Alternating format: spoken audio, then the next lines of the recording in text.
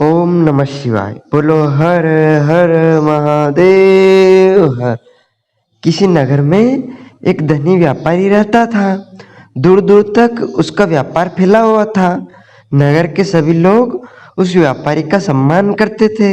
इतना सब कुछ संपन्न होने के बाद भी वह व्यापारी बहुत दुखी था, क्योंकि उसका कोई पुत्र नहीं था, जिस कारण अपने मृत्यु के पश्चात व्यापारी के उत्तराधिकारी की चिंता उसे हमेशा सताती रहती थी। पुत्र प्राप्ति की इच्छा से व्यापारी प्रत्येक सोमवार भगवान शिव की व्रत पूजा किया करता था और शाम के समय शिव मंदिर में जाकर शिव जी के सामने घी का दीपक जलाया करता था। उसकी भक्ति देखकर माँ पार्वती प्रसन्न हो गई और भगवान शिव से उस व्यापारी की मनोकामना पूर्ण करने का निवेदन किया। भगवान शिव बोले, इस संसार में सबको उसके कर्म के अनुसार फल की प्राप्ति होती है।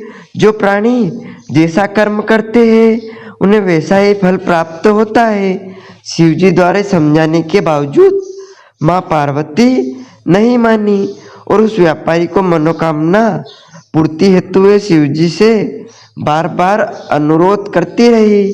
अंततः माता के आग्रह को देखकर भगवान भोलेनाथ को उस व्यापारी को पुत्र प्राप्ति का वरदान देना पड़ा।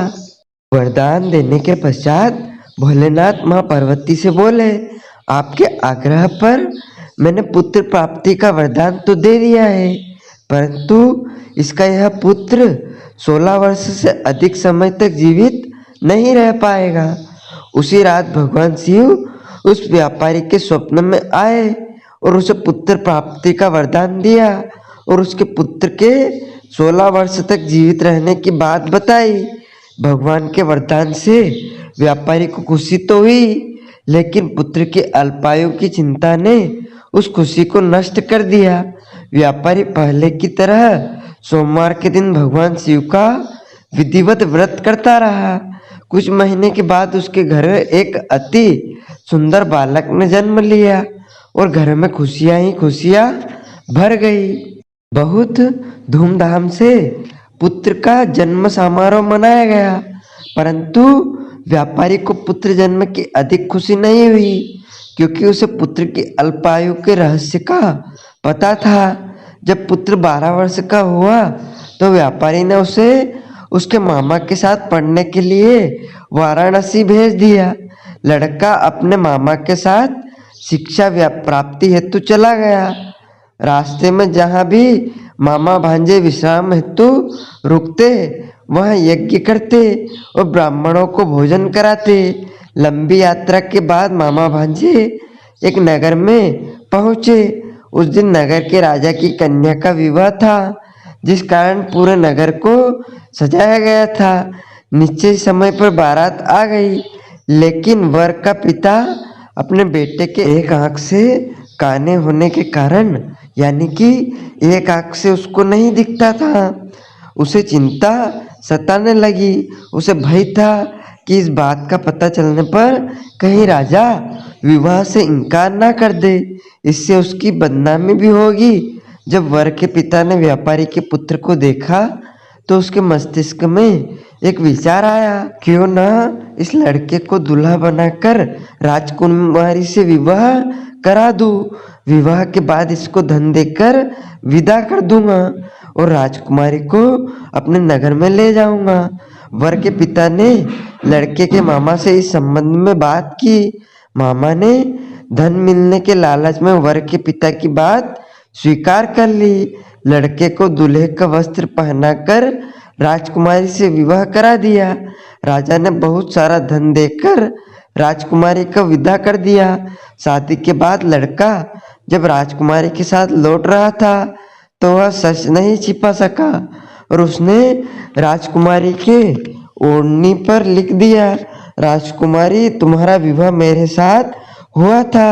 मैं तो वाराणसी पढ़ने के लिए जा रहा हूँ और अब तुम्हें जिस नवयुवक की पत्नी बनना पड़ेगा वह काना है, उसे एक आंख से दिखता नहीं है।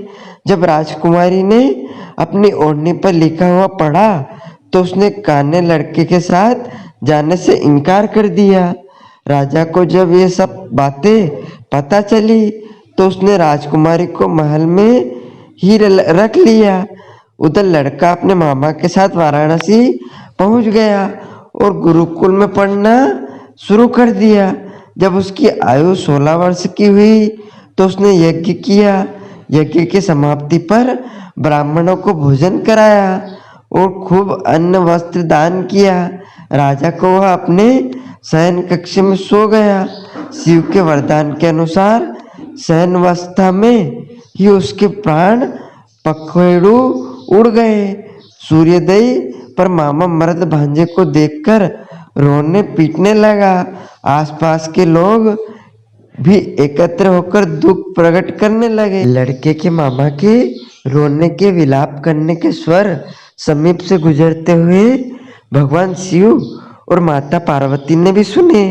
माता पार्वती ने भगवान से कहा, प्राणनाथ, मुझे इसके रोने के स्वर सहन नहीं हो रहे। आप इस व्यक्ति के कष्ट को अवश्य दूर करें। भगवान शिव ने माता पार्वती के साथ अदृश्य रूप के समीप जाकर देखा तो भोलेनाथ माता पार्वती से बोले, यह तो उसी व्यापारी का पुत्र है जिसे मैंने 16 वर्ष की आयु का वरदान दिया था। इसकी आयु पूरी हो गई है। माँ पार्वती ने फिर भगवान शिव से निवेदन किया, उस बालक को जीवन देने का आग्रह किया। माता पार्वती के आग्रह पर भगवान शिव ने उस लड़के को जीवित होने का वरदान दिया और कुछ ही पल में वह जीवित होकर उठ बैठा। शिक्षा समाप्त करके लड़का मामा के साथ अपने नगर की ओर चल दिया। दोनों चलते हुए उसी नगर में पहुंचे जहां उसका विवाह हुआ था। उस नगर में भी यज्ञ का आयोजन किया। समीप से गुजरते हुए नगर के राजा ने यज्ञ का आयोजन देखा और उसने तुरंत ही लड़के और उसके मामा को पहचान लिया। यज्ञ के समाप्त होने पर राजा मामा और लड़के को महल में ले गया और कुछ दिन उन्हें महल में रखकर बहुत सा धन, वस्त्र आदि देकर राजकुमारी के साथ विदा कर दिया। इधर भूखे प्यासे रहकर व्यापारी और उसकी पत्नी बेटे की प्रतीक्षा कर रहे थे। उन्होंने प्रतिज्ञा कर रखी थी कि यदि उन्हें अपने बेटे की मृत्यु का समाचार मिला तो दोनों अपने प्राण त्याग देंगे। परंतु जैसे ही उसने अपने बेटे को जीवित वापस लौटने का समाचार सुना तो वह बहुत प्रसन्न हुए। वह अपनी पत्नी और दोनों मित्रों के साथ नगर के द्वार पर पहुंचा। अपने बेटे के विवाह का समाचार सुनकर पुत्रवधू राजकुमारी को देखकर उसकी खुशी का ठिकाना न रहा। उसी रात भगवान शिव ने व्यापारी के स्वप्न में आकर कहा, हे श्रेष्ठी, मैंने तेरे सोमवार व्रत करने का और व्रत कथा सुनने को प्रसन्न होकर तेरे पुत्र को लंबावधि आयु प्रदान की है। पुत्र की लंबी आयु जानकर व्यापारी बहुत प्रसन्न हुआ। शिव भक्त होने तथा सोमवार का व्रत करने से व्यापारी की सभी मनोकामनाएं पूर्ण हुई। इसी प्रकार से जो भक्त सोमवार का विधिवत व्रत करते हैं और व्रत कथा सुनते हैं उनकी सभी इच्छाएं पूरी होती है। बोलो महादेव की जय। बोलो हर हर महादेव हर। महाकाल आज आपकी जय हो। काशी विश्वनाथ भगवान आपकी जय हो।